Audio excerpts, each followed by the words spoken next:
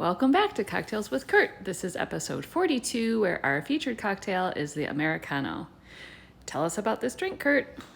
The Americano is a classic cocktail that was first introduced in Italy in the 1860s at a bar in Milan owned by Gaspard Campari, presumably who the liqueur Campari is named after. Campari. Yes. Yeah, we've heard that before. Yeah. So we should say that we selected this cocktail for today because we recently saw the most recent James Bond movie, and our last video was about the Vesper. Mm-hmm.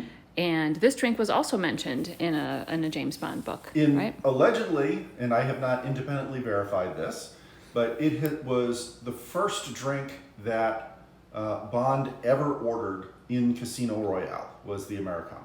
And again, Casino Royale is from like the 50s, right? 1953. Wow. Whole other era. So this is before. I'm going to have to read that book. So this is before he started drinking martini/Vespers. At least on paper, yes. Yeah. Yeah, it's hard to know what canon is really with James Bond, right? Mm-hmm. Well, I think my suspicion is canon is what Ian Fleming wrote initially, and everything else is, okay. Yeah, we make it up as we go along. Yeah. All right, so I'm going to guess that Campari is in the Americano. Campari is in the Americano. It is just 3 ingredients: Campari sweet vermouth and club soda. Just as an interesting aside, and I'll explain, and this becomes relevant shortly. The Americano is thought of as being the precursor of the Negroni. Where, let's see, who was it? Italian Count Camillo Negroni. I'm seeing a pattern here. Yeah, yes. Tweaked his Americano by swapping gin for club soda. Wow, that doesn't really seem like it would be the same drink then. A whole different thing. All right, let's make the Americano. Okay, so the Americano, like I said, is a long drink. That means it's in a tall glass. It's in a tall glass. It means it's lengthened by a soda of some kind. That's what the long drink is. Okay, and so the soda doesn't have to be club soda, right? It does not have to be club soda. It can be tonic, whatever. Okay. So this is built right in the glass over ice.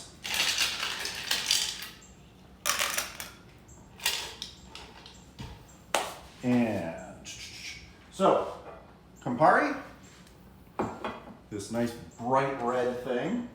Sweet vermouth, and I don't quite have enough, so it's a good thing I have another bottle of it. Oh, good thing. I was so worried. Yes, Remind folks what Campari is.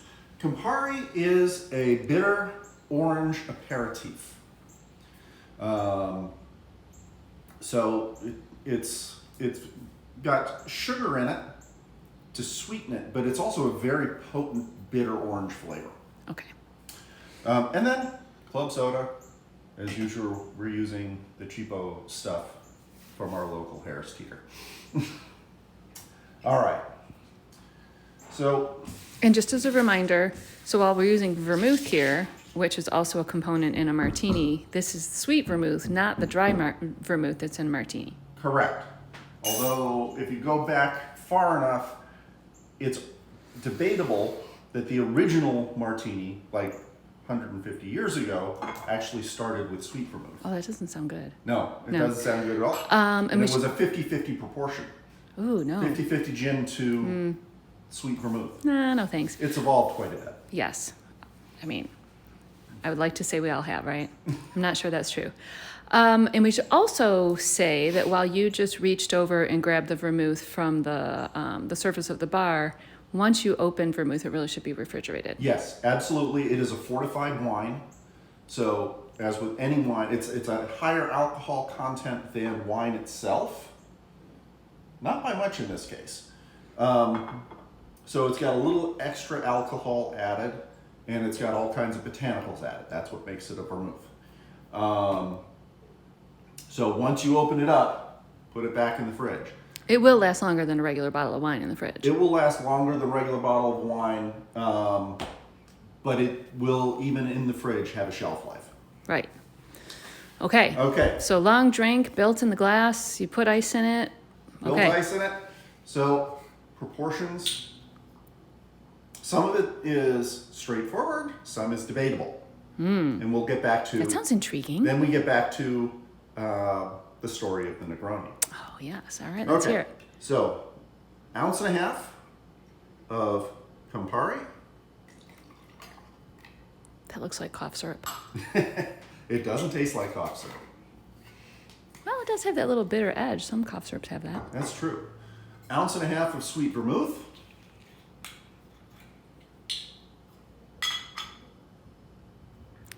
So not only Of which, actually, you might have enough. I have an 1.5 ounces. So that also has a different color than the dry vermouth. Yes. Yep. Dry vermouth is white wine based, sweet vermouth is red wine based. So I don't need that. Though that bottle is basically empty. And now here's the piece that's a little bigger. For the club soda, some recipes say top width, not further defined. Some recipes say 1 to 2 ounces, not further defined. And 1 to 2 ounces sounds reasonably definitive within a range. it's within a range, Okay. but it's not clear. So, but the where I'm taking the story of Negroni, the Negroni is a 1 to 1 to 1. Campari, sweet vermouth, and gin. So I'm just going to take, since the Negroni substituted gin for club soda, I'm going to take the same proportions going backwards. So 1.5 ounces of club soda. So have you mixed up the Campari and the vermouth? It doesn't look like it. Not yet. Okay. I'm going to stir gently. Yeah. Better be pretty gentle with all that carbonation, huh? Okay. And gentle stir, just to mix things up a little bit.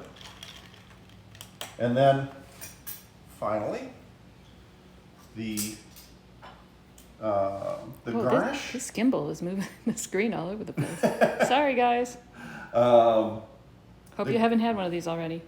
the, the garnish is either orange or lemon, peel or wheel.